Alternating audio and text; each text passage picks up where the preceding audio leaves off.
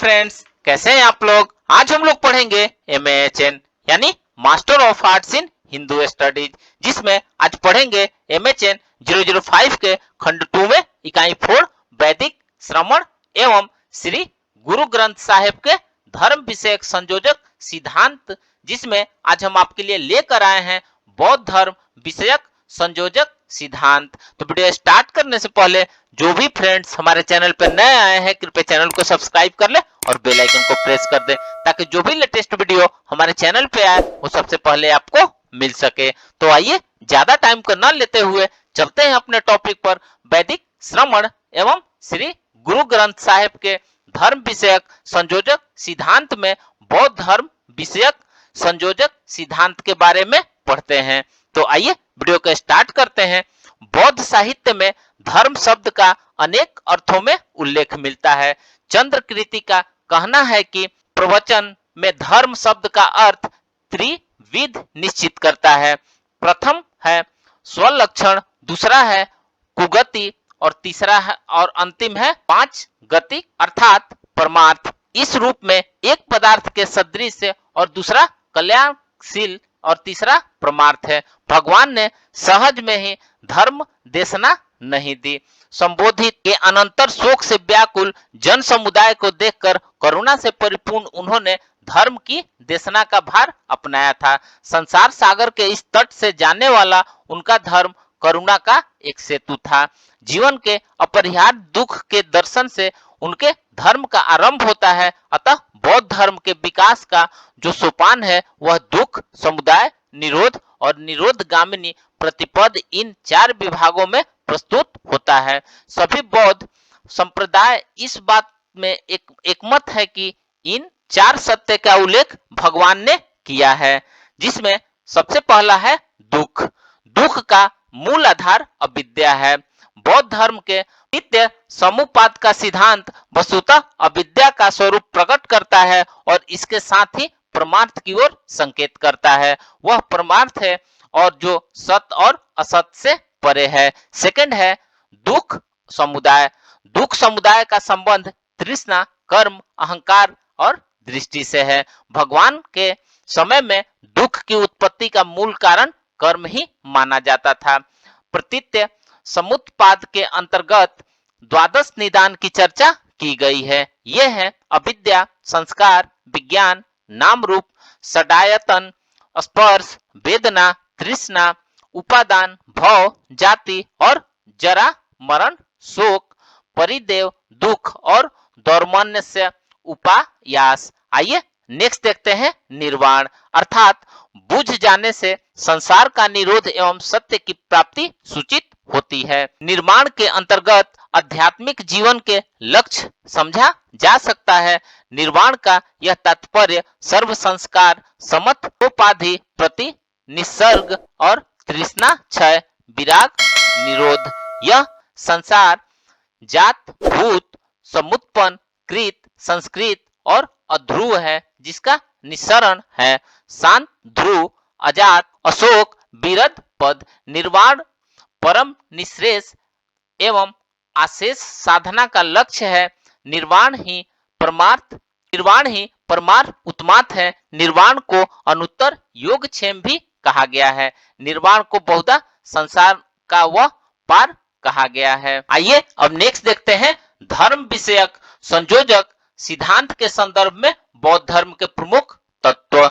भगवान गौतम बुद्ध ने ईसा के लगभग 563 ईस्वी में पूर्व शाक्यों की राजधानी कपिलवस्तु के समीप लुम्बिनी नामक स्थान में जन्म लिया। उनके पिता शाक्य सुधोधन गौतम गोत्रीय थे। माता महामाया के न रहने के उपरांत मौसी महाप्रजापति गौतमी की ही देखभाल की है। 19 वर्ष की आयु में ही भगवान बुद्ध गृह त्याग करके वन को चले गए। इस घटना को बौद्ध धर्म में अभिनिष्क्रमण कहा गया है।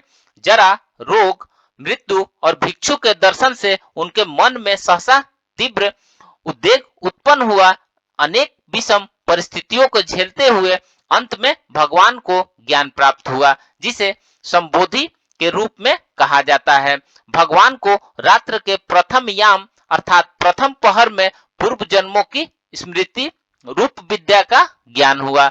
रात्रि के मध्य में उन्हें दिव्य चक्षु प्राप्त हुआ और उसके बाद समस्त लोक को अपने कर्मों का अनुभव करते हुए देखा। रात्रि के तृतीय पाद में उन्होंने प्रतीत समुत्पाद का ज्ञान प्राप्त किया, जिसे सर्वज्ञ ने सत्य को आपातत को दो पक्षों में विभक्त देखा। एक ओर अनित्य और तंत्र और सापेक्ष संसार, तो दूसरी ओर चित, शांत और निर्वाण। एक मत से यह त्रैविधता ही बुद्ध की सर्वज्ञता थी। अब भगवान बुद्ध सम्यक बुद्ध के रूप में प्रतिष्ठित थे।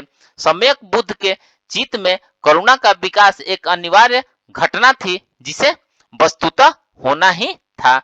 बुद्ध के अंतिम समय में सुभद्र नामक परिवाजक को उपदेश किया और भिक्षुओं से कहा कि उनके बाद धर्म ही सस्ता रहेगा। भगवान बुद्ध ने कोई ग्रंथ नहीं लिखा और न ही अपने शिष्यों को अपने उद्देश्य से किसी विशेष प्रमाणभूत भाषा में स्मरण रखने के लिए कहा। उन्होंने प्रचलित मगधी भाषा में उपदेश किया और भिक्षुओं को अनुमति दी कि अपनी बोलियों में उनके उपदेश का स्मरण करें। कालांतर में 4 बौद्ध संगीति का आयोजन करके धीरे धीरे बौद्ध बाडमय का विकास हुआ। आइए अब नेक्स्ट देखते हैं बौद्ध एवं वैदिक विचारधारा के संयोजक तत्व।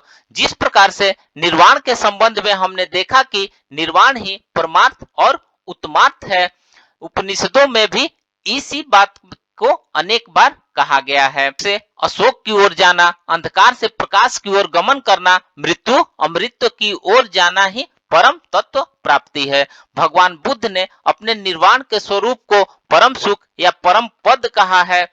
मैत्रेयणी आरण्यक में कहा गया है कि जैसे ईंधन के अभाव में अग्नि अपनी योनि में शांत हो जाती है, वैसे ही वृत्तियों के अभाव में क्षय से चित्त अपनी योनि में उप शांति हो जाती है। कठोपनिषद में कहा गया है कि एक ही अग्नि नाना रूपों में विश्व में प्रकट होती है। इससे स्पष्ट होता है कि अग्नि का एक सूक्ष्म व्यापक है जो अदृश्य है और एक प्रज्वल्यमान प्रकट रूप है जो बुझने पर संहित हो जाता है और अग्नि फिर से अपने रूप में लीन हो जाती है। आत्मा और चैतन्य के विषय में भी ऐसी ही धारणा थी कि इनकी संसार में नाना अभिव्यक्ति होती है। जब करणभूत अज्ञान एवं काम और कर्म समाप्त हो जाते हैं तो आत्मा अथवा चैतन्य की ज्योति भी अपना संसार में प्रकट रूप छोड़कर मूल रूप प्रकट रूप में धारण कर लेती है। निर्वाण का यह निरवन्य विनाश के अर्थ में तथागत ने प्रयोग नहीं किया था, अपितु संसार के अवसान एवं निवर्चनीय पद की प्राप्ति की सूचना के लिए किया गया था, जो वैदिक विचारधारा के ही समान था। आइए अब नेक्स्ट देखते हैं प्रश्नोपनिषद। प्रश्नोपनिषद के उपदेश की तरह ही ज्ञान के लिए सत्य और ब्रह्मचर्य की आवश्यकता को बौद्ध धर्म पूरी तरह से स्वीकार किया। देवताओं, मनुष्य एवं असुरों को दम, दान एवं दया का उपदेश दिया, अर्थात दम अर्थात संयम सबके लिए आवश्यक है, दान उपासकों के लिए महत्वपूर्ण है और दया या करुणा का मूल है। अहिंसा, मैत्री, करुणा, सहानुभूति एवं सहिष्णुता का बौद्धशील में महत्वपूर्ण स्थान है। वैदिक परंपरा में शतपथ ब्राह्मण में ब्राह्मण को सबका मित्र तथा अहिंसक कहा गया है। आइए अब नेक्स्ट देखते हैं बौद्ध, जैन, सिख एवं वैदिक विचारधारा में संयोजक तत्व के रूप में ध्यान। एक बात और महत्वपूर्ण यह है कि तथागत की देशना में ध्यान का स्थान, ध्यान ही उनके मार्ग का प्रधान अंग था। ध्यान के द्वारा ही बोधिसत्व ने संबोधि का लाभ प्राप्त किया।